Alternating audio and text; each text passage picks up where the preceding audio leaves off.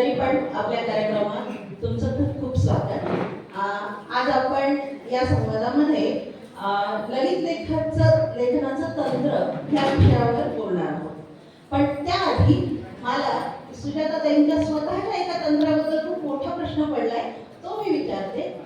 तसं शिकवायला तुम्ही अध्यापिका म्हणून अकाउंटन्सीच्या म्हणजे E=MC² हे परफेक्शन यायलाच हवं. आणि दुसरीकडे कविता, लेख, अनुवाद असे एकदम तरल विषय, म्हणजे इथून इथे स्विच होताना तुमच्याकडे असे कोणते दोन बटन आहेत की तुम्ही इकडे स्विच करता तेव्हा तेवढं परफेक्शन येतं आणि इकडे एकदम असं ते प्रवाह सुटल्यासारखं. थोडंसं मला त्याबद्दल सांगा. नमस्कार सर्वांना. प्रजासत्ताक दिनाच्या शुभेच्छा सर्वप्रथम. आणि आता मागची 2 सत्र मी इथे बसले आहे आणि खरंच अगदी मनापासून आनंद होतोय की इतकी माहितीपूर्ण आणि अमूल्य माहिती आम्हाला मिळाली आणि ही म्हणजे सुंदर मराठीमध्ये आम्हाला ही माहिती मिळाली आणि अक्षरशः समृद्ध करणारी अशी ही सत्र होती. त्याबद्दल मी खरं पहिल्या प्रथम आयोजकांचे आभार मानते आणि मान्यवरांचे पण आभार मानते. आणखीन आज एक ललित लेखन हा विषय तुम्ही घेतला त्याबद्दल सुद्धा मला फार आनंद होतोय, कारण ललित लेखन हा काहीसा दुर्लक्षित ठरलेला विषय आहे.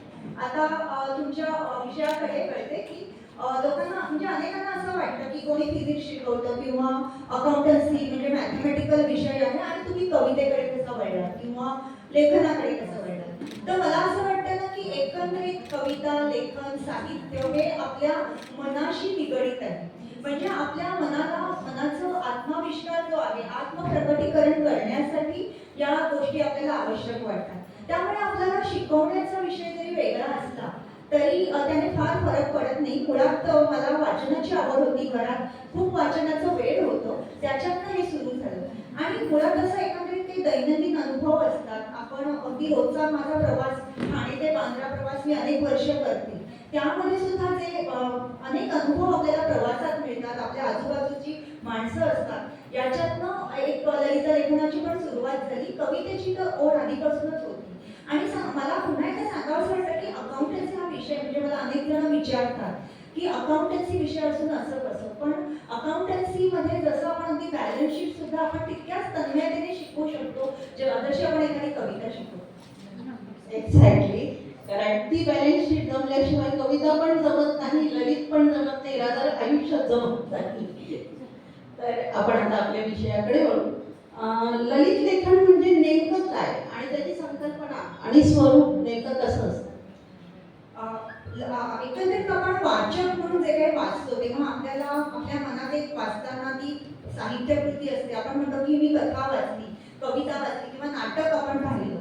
तर ललित लेखन म्हणजे हा या सगळ्यांचा समन्वय आहे असं आपण म्हणू शकतो. मुळात ललित लेखनाचा इंग्रजी वाङ्मयात आपण पाहिलं तर सर फ्रान्सिस बेकन त्यांनी ही संकल्पना आधी मांडली. व मराठीमध्ये गोवी करंदीकर किंवा नासी फडके, वि. स. खांडेकर या सगळ्यांनी त्यावेळी ललित लेखनाला सुरुवात केली की तेव्हा लघु निबंध किंवा गुजगोष्टी असं म्हटलं जायचं. आणि त्यावेळी कसं वि. स. खांडेकर वगैरे ज्या पद्धतीने लिहायचे म्हणजे त्यांना काहीतरी माणसांकडे प्रबोधन करणं त्यांना आवश्यक पडलं. त्या प्रकारे मराठीमध्ये ती ललित लेखनाची सुरुवात झाली. मुळात ललित म्हणजे काय तर मोहक किंवा सुंदर आणि त्याचा एक अर्थ कलात्मक असा सुद्धा होतो. म्हणजे साहित्यामध्ये एक ब्रह्मास्वाद सहोदर असा जो अनुभव आपण घेतो, साहित्याने मनाला आनंद दिला पाहिजे हा एक प्रमुख हेतू या ललित लेखनामध्ये असतो. पण ललित लेखन म्हणजे फक्त एक हलकं फुलकं लेखन नाही, ते मनाला स्पर्श करणार असलं पाहिजे, ते आत्मनिष्ठ असतं. आता कविता, कथा याच्यामध्ये कविता हा भाववाही प्रकार आहे, कथा कादंबरी हे कथनात्मक आहे, नाटक संवादात्मक होतं. आणि ललित लेखन हे संपूर्ण या साहित्य प्रकारांशिवाय जे वेगळं असतं त्याला आपण ललित लेखन असं म्हणू शकतो. ओके. ललित लेखन करणाऱ्या लेखकाकडे कोणती लेखन वैशिष्ट्ये असली पाहिजे किंवा त्यांनी कोणतं तंत्र आत्मसात केलं पाहिजे? ललित लेखन हा मुळात इतका आत्मनिष्ठ प्रकार आहे. म्हणजे यशवंत पाठक हे सगळ्यांना माहिती आहे की त्या सुंदर ललित लेखन करतात. त्यांनी असं म्हटलंय की हा एक जाणीवनिष्ठ असा आत्मशोध आहे किंवा म्हणजे मुळात हा संपूर्ण स्वतःचा अनुभव, त्यामध्ये व्यक्तिगत अनुभवाला खूप प्राधान्य आहे. आणि हे व्यक्तिगत अनुभव आपण फुलवत नेतो आणि तो एक ललित लेखनाचा म्हणजे त्या मीचा प्रवास असतो. आणि एखादी नदी कशी वळण घेत वाहत जाते आणि आजूबाजूचे काठ ती सकस बनवते, सुपीक बनवते, तसा ललित लेखकाचा हा प्रवास असतो. त्यामुळे आत्मनिष्ठा आणि हा व्यक्तिगत अनुभव हा एक त्याच्याकडे असला पाहिजे. त्याचप्रमाणे त्याची शैली म्हणजे आता आपण कुठलीही गोष्ट वर्णन करताना प्रत्येकाची एक शैली असते. ती शैली ललित लेखनामध्ये एक को क्रिएटिव्हिटीचा आपल्याला अनुभव येतो, म्हणजे सहसर्जकता. म्हणजे आता मी तुम्हाला सांगते, वासंती मुजुमदार या माझ्या अतिशय आवडत्या ललित लेखिका आहेत. त्यांचं एक गोल पायऱ्यांचं घर म्हणून एक ललित लेख आहे. त्यामध्ये ती त्यांच्या आत्याचं घर होतं, त्या तिकडे नेहमी जायच्या आणि त्या इतक्या बारीक सारीक तपशिलातून ते जिवंत करतात की आपल्याला असं वाटतं की अरे मी त्या घरामध्ये राहिलेले किंवा हा अनुभव माझाच आहे. अशी ही शैली असते, हे त्याचं ठळक वैशिष्ट्य आहे. तसं निरीक्षण असतं की आपल्यासमोर तंतोतंत त्या व्यक्ती उभ्या राहतात. की त्यांचा आणखीन एक लेख आहे विष्णू दिगंबरांचं चित्र. म्हणजे त्यांनी ते विष्णू दिगंबर पलुसकडे त्यांचे म्हणजे दैवत होती आणि त्यांनी ते चित्र काढलं होतं आणि कुठेतरी ते चित्र म्हणजे कोणाकडे तरी ते राहिलं आणि त्याचा तो शोध घेत गेला. आणि ते चित्र शोध घेताना त्या ज्या पद्धतीने त्यांना माणसांचे अनुभव आले आणि ते चित्र शेवटी एका घरी होतं, त्याच्यावरती ते टांगलेलं होतं, त्याच्यावरती काहीसे कपडे टांगलेले होते, ते दुर्लक्षित होतं आणि त्यांना फार वाईट वाटलं. तर हे अनुभव त्यांनी ज्या विस्ताराने सांगितले, शैली, निरीक्षण शक्ती हे खूप महत्वाचं. अगदी तुमचं एक वाक्य मला खूप आवडलं, नदी वाहत जाते तसं काठ सुपीक होत जातो. नदी जेवढी वाहत जाईल तेवढा काठ सुपीक होत जातो. तसं तुमच्या विचारांचं, तुमच्या अभ्यासू व्यक्तिमत्वाचं जेवढं काही आम्हाला आज घेता येईल तेवढं आम्ही समृद्ध होत जातो. आपण पुढच्या प्रश्नाकडे वळूया. ललित लेखन आणि वैचारिक गद्य किंवा निबंध यात काही फरक असतो का? वैचारिक गद्य आणि निबंध आपल्या मराठीमध्ये त्याला एक परंपरा आहे. विष्णू शास्त्री चिपळूणकर, शिव परांजपे काळकर्ते त्यांचं एक वैचारिक लेखन आणि त्यावेळी त्या समाजाला ते आवश्यक होतं की ती समाज रचना तशी होती, त्यामुळे ते त्यांचं लेखन खूप प्रसिद्ध आहे. त्यानंतर सुद्धा दुर्गा भागवत यांचं संशोधनात्मक लेखन, तारा भवाळकर आहेत आपल्या, सरोजिनी बाबर किंवा हे ललित हे वैचारिक लेखन आहे. आता ललित आणि वैचारिक मध्ये फरक म्हटलं तर ललित लेखनामध्ये भावनेला जास्त प्राधान्य आहे आणि वैचारिक लेखनामध्ये त्यांना काहीतरी एक समाज प्रबोधन करायचं होतं किंवा एखादी गोष्ट त्यांना समाजासमोर मांडायची होती. आता अगदी अलीकडच्या काळामध्ये सुद्धा युनिक फीचर्स काही अशा पद्धतीचे म्हणजे लेख ते लिहितात. किंवा प्रणव पाटील हा अगदी तरुण पिढीतला लेखक आहे की तो अशा पद्धतीचं लेखन करतो. पण त्यामध्ये नक्कीच फरक आहे. ललित लेखनामध्ये भावनेला प्राधान्य आहे, आत्मनिष्ठ जाणीवेला जास्त प्राधान्य आहे. पण वैचारिक गद्यतेमध्ये कुठेतरी एक विचार घेऊन त्याचा एक प्रवाह पुढे गेलेला असतो. आपण एक कवयित्री आहात आणि तेव्हा आपण विविध प्रकाराने लेखन पण करता. मुक्तछंद कविता ते ललित लेखन यांचा अनुबंध कसा जोडता येईल किंवा कसा असतो हे आम्हाला ऐकायला आवडेल. मुळात मला असं वाटतं ना की चांगला कवी हा चांगलं लेखन, ललित लेखन करू शकतो. याचं कारण असं आहे ना की गद्य आणि पद्य यांच्यामधली एक धूसर अशी रेषा आहे आणि ललित लेखन हे ना एक विस्तारित कविता आहे असंच मला वाटतं. आता मुक्तछंद आणि ललित लेखन याचा अनुबंध आपण पाहिला तर असं असतं की कविता, आता इथे अनेक कवी आपल्या समोर आहेत. कविता लिहिताना आपल्या मनामध्ये काहीतरी असतं आणि तो एक बिंदू आपण तो म्हणजे प्रकट केला जातो. कवितेला एक शेवटी ती अल्पाक्षरी असते किंवा कवितेचा एक खास आकृतीबंध आहे. त्या आकृतीबंधात जेव्हा आपल्याला जे काही सांगायचं आहे त्याच्या पलीकडे आपल्याला जाऊन सांगायचं असतं, तेव्हा आपण ललित लेखन किंवा मुक्त छंदातनं ते ललित बंध त्यातनं साकारू शकतो. आणि त्यासाठी मी असं सांगते की अनेक चांगल्या कवींनी खूप चांगलं ललित लेखन केलेलं आहे. उदाहरणार्थ इंदिरा संत, त्यांचं मृदगंध नावाचं ललित गद्य तुम्ही पाहिलं तर इंदिराबाईंच्या कविता जशा आहेत तसंच मृदगंधमध्ये त्यांनी एक आठवण सांगितली आहे की त्यांना जे म्हणजे संपूर्ण गंध वास ज्या पद्धतीचे येतात, त्यांनी सांगितलं की अशा म्हणजे नदी किनारी उभी असताना कातळावरनं वारा वाहतो, त्या वाऱ्याचा त्या कातळावरचा एक वास मला येतो किंवा कांद्या लसणाची आम्ही आमटी केलेली आहे आणि त्या सगळ्याचा एक तो वास, इतकं सुंदर त्यांनी ते वर्णन केलं. म्हणजे असं वाटतं की ही विस्तारित कविता आहे. तर किंवा मदरंगी हे शांताबाई शेळकेंचं पुस्तक आहे. आणखी असे अनेक कवी आपल्याला दिसतील. आपले सतीश सोळांपूरकर सर आहेत ठाण्याचे, त्यांचं ललित लेखन सुद्धा म्हणजे ती विस्तारित कविता आहे. अगदी ग्रेस त्यांचं तुम्ही मितोवा वाचलं किंवा मृगजळाचे बांधकाम, त्यामुळे ललित लेखन आणि कविता यांचाही खूप चांगला संबंध आहे. चांगले कवी इंद्रजित भालेरावांचं याच्यामध्ये उदाहरण आहे की इंद्रजित भालेरावांचं की नांगरल्याविना भुई हे तुम्ही जर का वाचलं तर ती त्यांची कविता जशी म्हणजे ग्रामीण कविता किंवा शेतीमातीची कविता होती, तेच अतिशय सुंदर चित्र याच्यामध्ये दिसतं. प्रत्येक लेखनाला काही परंपरा असतात. तसं ललित लेखनातील काही परंपरा आणि उदाहरणं सुद्धा आम्हाला ऐकायला आवडतात. ललित लेखनाला आपल्याला आपण म्हटलं की गोवी करमणीकर, नासी फडके तिथे एक कोटावरती एक ललित लेख दिला होता. पण त्यावेळच्या ललित लेखनाचं मग स्वरूप थोडं बदलत गेलं आणि नंतर त्यामध्ये पहिल्यांदा नुसतं स्फुट लेखन होतं, लघुनिबंध होते, मग त्यात जास्त गोष्टी वेल्हाळपणा आला आणि त्यानंतर मग एक ऋतुचक्र दुर्गाबाईंचं हे सुद्धा एक सुंदर ललित लेखन आहे. इरावती कर्वेंचं भोवरा, परिपूर्ती यामध्ये एक सुंदर तुम्हाला एक पट उलगडलेला दिसतो. त्या आणि श्रीनिवास विनायक कुलकर्णी डोह, त्याचं तो डोह म्हणजे तर एक ललित लेखनाचा एक देखणा असा अलंकार आपण म्हणूया. म्हणजे त्यामध्ये डोहमध्ये असं आहे ना की विस्मृतीत केलेल्या गोष्टी ज्या आहेत त्या त्यांनी ज्या पद्धतीने म्हणजे चितारलेल्या आहेत. उदाहरणार्थ ते औदुंबरचं त्यांचं घर आणि औदुंबरला खूप पूर यायचा आणि पाणी चढत जायचं किंवा त्या देवळाच्या अगदी खालच्या पायरीपर्यंत कसं पाणी जातंय, तो पुराचा लोंढा कसा आहे किंवा आम्ही वानरांच्या फौजावरून इतका सुंदर लेख आहे की इतके बारीक सारीक तपशील त्याच्यामध्ये भरलेले आहेत. तर श्रीनिवास विनायक कुलकर्णी हे, तसंच कोवळी उन्हे हे विजय तेंडुलकर आपल्याला नाटककार म्हणून माहिती आहे, पण कोवळी उन्हे हे त्यांचंही फार सुंदर ललित लेखन आहे. असे अनेक आपल्याला सांगता येतील. विजय पाडळकर हे माझे स्वतःचे आवडते लेखक आहेत. म्हणजे विजय पाडळकरांचं आस्वादक समीक्षा ही सुद्धा ललित लेखनाकडे वळणारी आहे. आपण एक अध्यापिका आहात आणि साहजिकच तरुण पिढीची आपला खूप जवळचा आणि रोजचा संबंध आहे.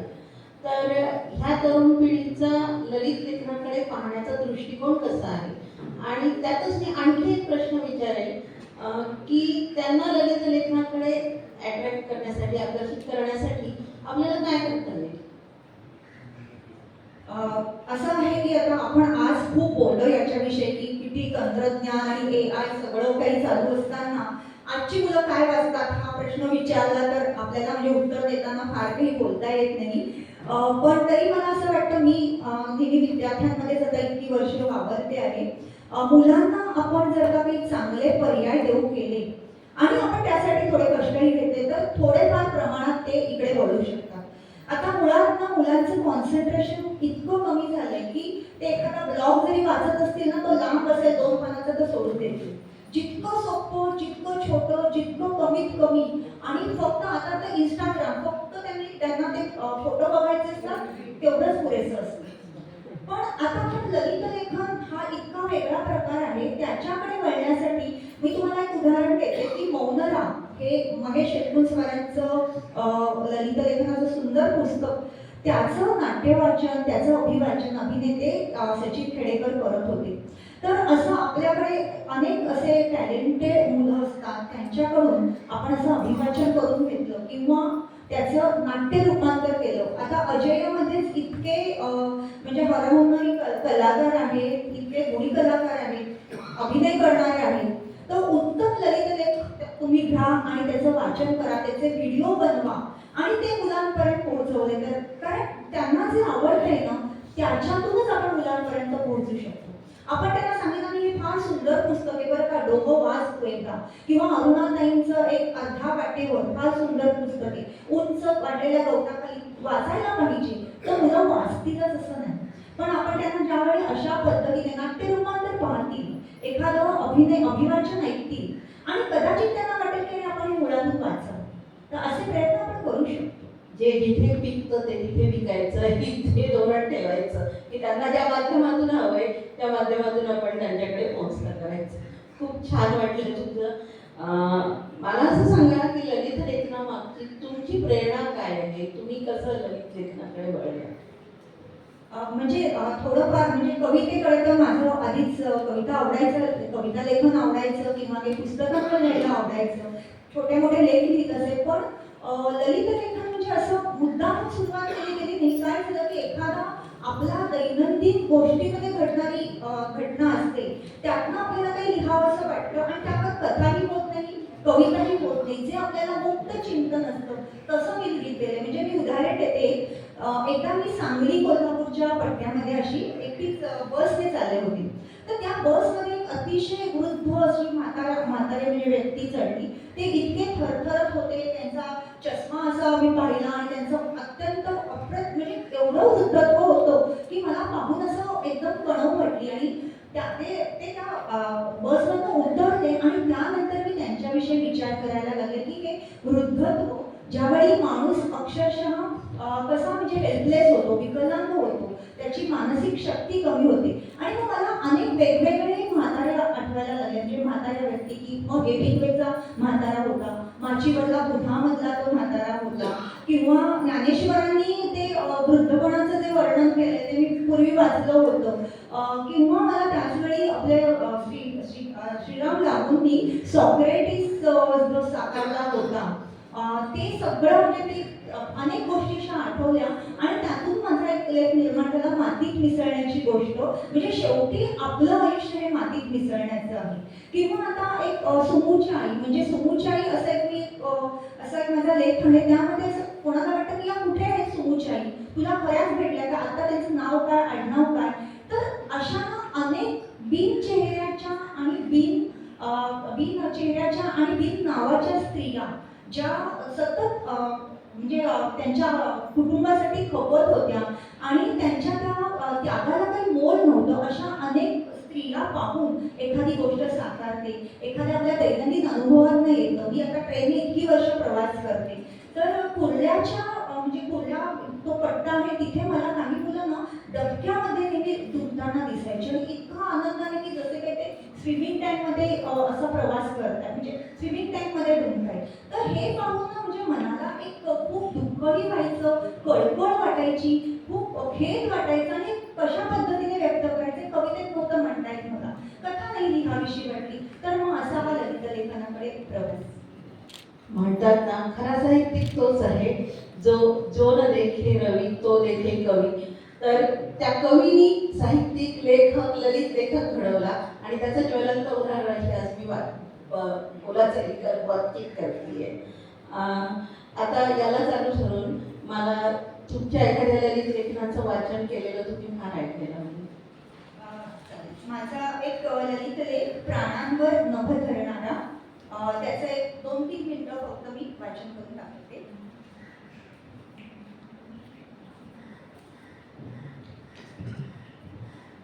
लेखाचं नाव प्राणांवर नभ धरणारा. मी 2री-3रीत असेल तेव्हाची गोष्ट. आषाढ श्रावणाचे दिवस आणि वडील तेव्हा ज्योतिबाला गेले होते. ज्योतिबा आमचं कुलदैवत. म्हणजे काय ते खरं तर मला तेव्हा काहीच कळत नव्हतं. त्यावेळी पाऊस अगदी भरभक्कम पडत होता. ज्योतिबाचा डोंगर खचलाय म्हणे या पावसात.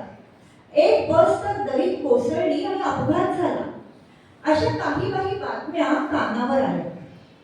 तेव्हा आतासाठी मोबाईलवरून लगेच खुशाली थोडीच कळायची. ज्योतिबावर जायची वाट खचली आहे आणि बाबा तर तिथेच गेले, आई बोलत होती आणि माझा जीव ते ऐकून अक्षरशः उडून गेला.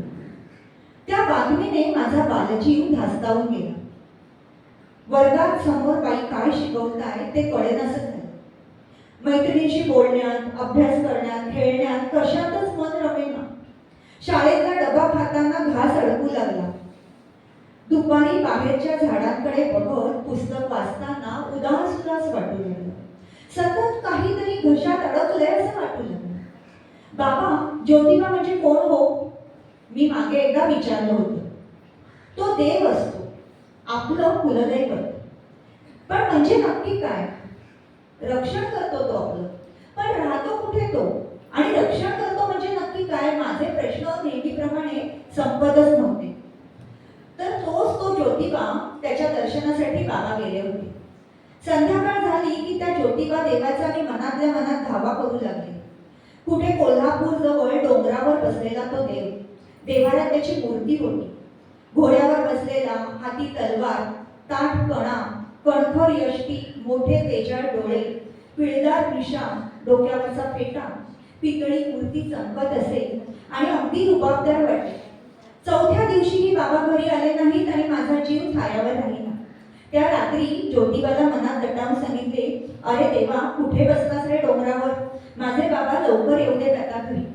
आणि अशा पद्धतीने म्हणजे या ललित लेखाची सुरुवात होते आणि मग ज्योतिबाचं तिचं कसं स्वरूप बदललं आहे ते. आणि शेवटी मला असं वाटतं की हा ज्योतिबा म्हणजे आमचा मांडेशातला शेतकरीच आहे आणि तो आपल्या घरी येईल आणि त्याला आपण पितळीमध्ये असं जेवण वाढू आणि तो त्याला जे आवडतं ते जेवण वाढू आणि तो म्हणतो की काही घाबरू नकोस कोणी, मी तुझ्या जवळच आहे. किती छान लिहित आहे की मला माहिती आहे कुठली करायची गोष्टी काय नाही, पण मला तो प्रत्यक्ष ऐकताना आजचा दिवस मी कधीच विसरू नाही शकणार. अगदी ह्या शब्दसागरात आपल्याला थोडंसं आवर्त घ्यायला लागणार आहे. याच्या पुढचं सूत्र मी माझ्या धन्यवाद.